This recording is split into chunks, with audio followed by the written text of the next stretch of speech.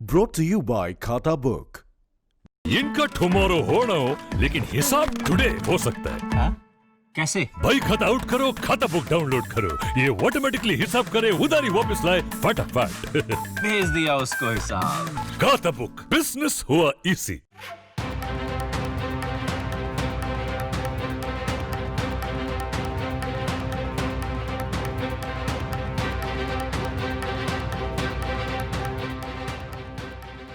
चीन और ताइवान के बीच लंबे समय से तनाव जारी है। ये पिछले महीने उस वक्त और बढ़ गया जब फिजी में दोनों देशों के राजनयिकों के बीच हाथापाई हो गई। ऐसे में ताइवान को आशंका है कि चीनी सेना कभी भी हमला कर सकती है। इसलिए सुरक्षा को देखते हुए ताइवान ने किनमेन द्वीप के समुद्री तटों पर एंटी लैंडिंग स्पाइक लगा दिए हैं ताकि चीनी सेना समुद्री रास्ते से वहां न पहुंच सके।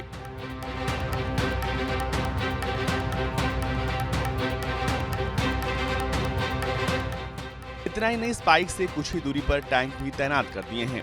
समुद्र में काफी दूर से साफ दिखाई देते हैं। हालांकि ताइवान के लोगों में विरोधाभास है कि समुद्री तट पर कोई स्मारक बनाया जा रहा है। दूसरी ओर मीडिया रिपोर्ट का कहना है कि दोनों देशों के बीच लड़ाई छिड़ने का खतरा लगातार बना रहता है। इसमें ताइवान के सहयोगी के तौर पर अमेरिका को भी शामिल होना पड़ सकता है। चीन ताइवान को अपनी सीमा का हिस्सा कहता रहा है। हालांकि चीनी सत्तारूढ़ पार्टी के द्वारा ताइवान कभी भी नियंत्रित नहीं किया गया है। कहा जा रहा है कि चीन की पीपल्स लिबरेशन आर्मी ताइवान पर आक्रमण को तैयार है और पीएलए ने दक्षिणी पूर्वी तट पर जवानों की संख्या बढ़ा दी है।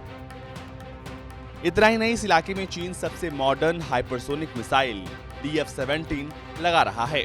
साउथ चाइना मॉर्निंग पोस्ट के अनुसार DF-17 हाइपरसोनिक मिसाइल धीरे धीरे पुराने DF-11 और DF-15 को बदल देगी, जो कि दक्षिणी पूर्वी तट पर तैनात थी। वहीं दूसरी तरफ चीन की आपत्तियों को दरकिनार कर अमेरिका ने ताइवान को हथियार बेचने को मंजूरी दे दी है। हाल ही में हुए समझौतों के तहत अमेरिका ने ताइवान को $60 करोड़ के आर्म ड्रोन बेचने की मंजूरी दी है। अमेरिका का यह फैसला चीन के लिए बड़ा झटका माना जा रहा है, क्योंकि वो ताइवान को हथियार बेचने का लगातार विरोध कर रहा है। अमेरिकी विदेश मंत्रालय ने इसकी पुष्टि करते हुए कहा था कि ताइवान को रिमोट संचालित आर्म ड्रोन और कई उपकरण देने की प्रक्रिया को मंजूर कर लिया गया है। मंत्रालय ने कहा कि ड्रोन मिलने के बाद ताइवान को अपनी सुरक्षा, सैन्य संतुलन और राजनीतिक स्थिरता में मदद मिलेगी। पिछले सप्ताह अमेरिका ने ताइवान को $237 करोड़ की हार्पून मिसाइल बेचने पर सहमति दी थी। चीन ने विरोध जताते हुए हथियारों की आपूर्ति करने वाली अमेरिकी कंपनियों पर प्रतिबंध लगाने की धमकी दी है और कई मुद्दों के साथ ही ताइवान को हथियार दिए जाने से चीन और अमेरिका के बीच टकराव बढ़ गया है।